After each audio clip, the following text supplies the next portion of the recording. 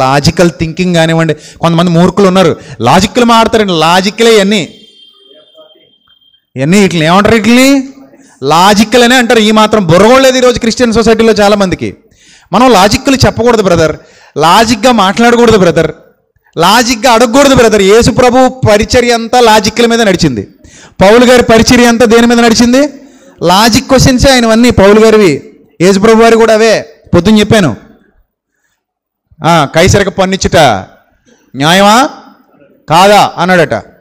అప్పుడు ఈయనేమన్నాడట, ఒక మాటలో చెప్పేచ్చు కదా, ఇస్తే ఇవ్వండి లేకపోతే సావండి అని చెప్పొచ్చు కదా. అలాగన్నాడా? మరి ఏమన్నాడు? మీ దగ్గర రోకుందా చూపండి నాకు, దీని మీద బొమ్మ ఎవడది? సీజర్ది. దీని మీద బొమ్మ ఎవడది? సీజర్ది. మరి సీజర్ది సీజర్కి ఇచ్చేయండి, దేవుడికి ఇచ్చేయండి అన్నాడు. లాజిక్ మాటలేదు. ఇంకా నువ్వు విశ్రాంతి దినాన్ని స్వస్థత ఎందుకు చేస్తున్నావు, ధర్మశాస్త్రంలో ఉంది కదా అన్నాడట వచ్చి.